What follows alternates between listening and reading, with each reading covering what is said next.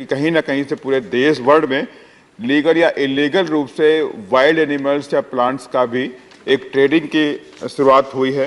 इस पे कई सारी संख्याएं हैं। और दूसरी, श्रीमान जी, माननीय मंत्री जी के आपके माध्यम से माननीय मंत्री जी से मैं कहना चाहूँगा कि कई सारी चीज़ें देखने को मिली कि वाइल्ड लाइफ प्रोटेक्शन बिल के तहत जो आदिवासी जंगलों में रहते हैं या वनवासी जंगलों में रहते हैं उनको विस्थापित करने की व्यवस्था है और उनको सिर्फ 10 लाख रुपए का मुआवजा मिलता है। लेकिन इस 10 लाख रुपए में ना तो वो जंगल से बाहर जाके अपना घर बना सकता है, ना ही अपने जीवन का भरण पोषण की कोई व्यवस्था कर सकता है।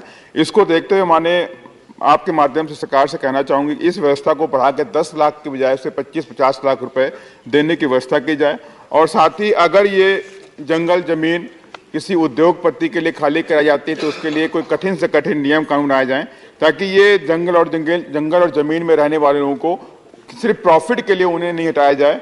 और चूंकि अभी एक ऐसी घटना देखने को मिली है छत्तीसगढ़ के जंगल में हासदेव अरण्य को बचाने के लिए पूरे वहां पे छत्तीसगढ़ के आदिवासी भाई लोग एक हुए, लेकिन वो अपने हासदेव अरण्य को नहीं बचा पाए। उसमें 4.5 लाख पेड़ काटने का आदेश हुआ, 10,000 आदिवासियों को विस्थापित करने का आदेश हुआ, जबरन फोर्सफुली उनको विस्थापित किया गया जबकि वो नहीं चाह रहे थे। उसके बाद वहां से बड़ी बड़ी कंपनियां आएंगी, वहां के वन संपदा के साथ ही जो वहां पे भूमि संपदा है, खनिज संपदा है, उसका दोहन करने का काम करती हैं। ये चीजों को मैं माननीय मंत्री से आपके माध्यम से कहना चाहूँगा कि इसके लिए कोई ना कोई ठोस कदम उठाएं, कोई ठोस व्यवस्था की जाए ताकि उनका जो वनवासी हैं, आदिवासी समाज के लोग हैं, उनको बचाया जा सके। साथ ही मैं आपके माध्यम से माननीय मंत्री जी का ध्यान मैं अपने लखीमपुर खीरी की तरफ लाना चाहता हूँ कि लखीमपुर खीरी का जो अधिकतम क्षेत्र है वन आच्छादित है और तराई क्षेत्र होने की वजह से वहाँ पर कई सारे जीव जंतु वहाँ पे जंगलों में देखने को मिलते हैं। टाइगर भी हैं, भालू भी, हाथी भी है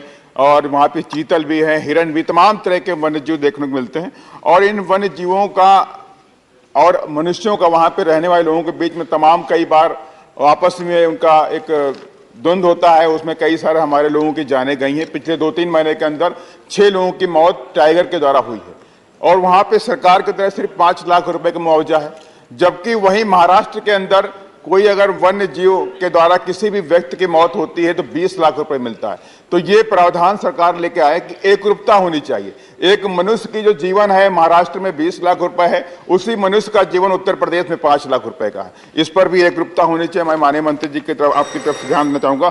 थोड़ा सा एक लास्ट पॉइंट में कहना चाहूंगा कि चूंकि मैं लखीमपुर से ही हूँ तो 2 बातें मैं लखीमपुर कर रहा हूँ। एक तो ये बात, दूसरी बात कहूंगा कि तराई क्षेत्र होने की वजह से वहां पर बहुत सारे वेटलैंड इकट्ठे बन जाते हैं बरसात के समय और उन वेटलैंड के में तमाम तरह की जैव विविधता उत्पन्न होती है। तमाम तरह के बाहर से साइबेरियन पक्षी आते हैं जो ठंडक में वहां पे रहते हैं, यहाँ तक कि सारस और हंस जैसे पक्षी भी वहां पे अपना बसेरा बनाते हैं। लेकिन कुछ दिनों के अंदर देखने को मिल रहा है कि बड़े बड़े भूमाफिया अधिकारियों से मिली भगत करके उन वेटलैंड को पार करके वहां पर प्लॉटिंग करते हैं, मकान बनाते हैं। इसको भी रोकने की व्यवस्था मैं आपके माध्यम से सरकार से चाहता हूँ। धन्यवाद।